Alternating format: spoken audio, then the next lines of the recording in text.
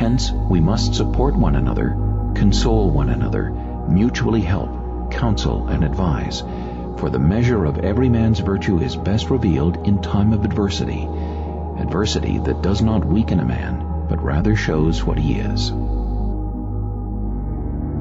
The 17th chapter, Monastic Life. If you wish peace and concord with others, you must learn to break your will in many things. To live in monasteries or religious communities, to remain there without complaint, and to persevere faithfully till death is no small matter. Blessed indeed is he who there lives a good life, and there ends his days in happiness. If you would persevere in seeking perfection, you must consider yourself a pilgrim, an exile on earth. If you would become a religious, you must be content to seem a fool for the sake of Christ. Habit and tonsure change a man but little.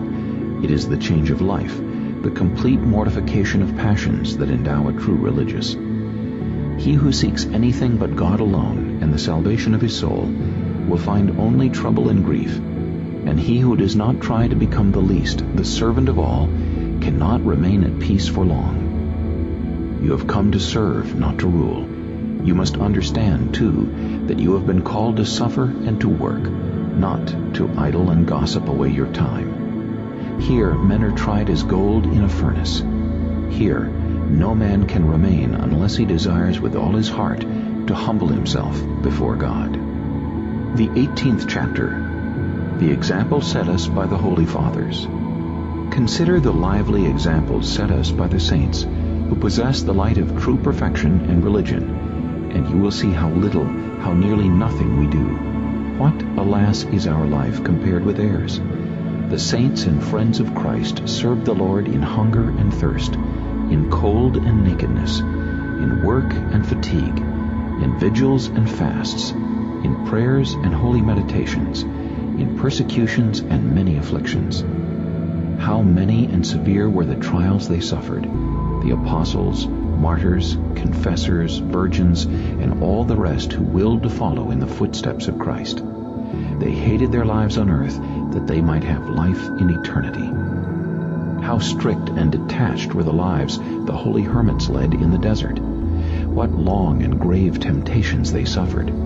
How often were they beset by the enemy. What frequent and ardent prayers they offered to God. What rigorous fasts they observed. How great their zeal and their love for spiritual perfection. How brave the fight they waged to master their evil habits. What pure and straightforward purpose they showed toward God. By day they labored, and by night they spent themselves in long prayers. Even at work they did not cease from mental prayer. They used all their time profitably. Every hour seemed too short for serving God, and in the great sweetness of contemplation they forgot even their bodily needs. They renounced all riches, dignities, honors, friends, and associates. They desired nothing of the world. They scarcely allowed themselves the necessities of life, and the service of the body, even when necessary, was irksome to them. They were poor in earthly things, but rich in grace and virtue. Outwardly destitute, inwardly they were full of grace and divine consolation. Strangers to the world, they were close and intimate friends of God. To themselves they seemed as nothing, and they were despised by the world. But in the eyes of God they were precious and beloved. They lived in true humility and simple obedience. They walked in charity and patience, making progress daily on the pathway of spiritual life and obtaining great favor with God. They were given as an example for all religious, and their power to stimulate us to perfection ought to be greater than that of the lukewarm to tempt us to laxity. How great was the fervor of all religious in the beginning of their holy institution! How great their devotion in prayer and their rivalry for virtue! What splendid discipline flourished among them! What great reverence and obedience in all things under the rule of a superior! The footsteps they left behind still bear witness that they indeed were holy and perfect men who fought bravely and conquered the world. Today, he who is not a transgressor and who can bear patiently the duties which he has taken upon himself is considered great. How lukewarm and negligent we are! We lose our original fervor very quickly, and we even become weary of life from laziness. Do not you, who have seen so many examples of the devout, fall asleep in the pursuit of virtue. The 19th chapter.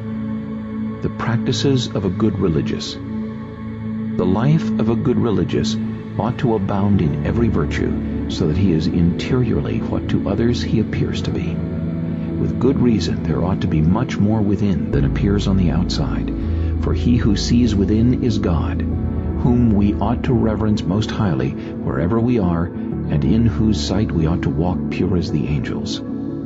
Each day we ought to renew our resolutions and arouse ourselves to fervor as though it were the first day of our religious life. We ought to say, "Help me, O Lord God, in my good resolution and in your holy service. Grant me now this very day to begin perfectly, for thus far I have done nothing." As our intention is, so will be our progress, and he who desires perfection must be very diligent. If the strong-willed man fails frequently, what of the man who makes up his mind seldom or half-heartedly? Many are the ways of failing in our resolutions. Even a slight omission of religious practice entails a loss of some kind. Just men depend on the grace of God rather than on their own wisdom in keeping their resolutions. In him they confide every undertaking, for man indeed proposes, but God disposes, and God's way is not man's.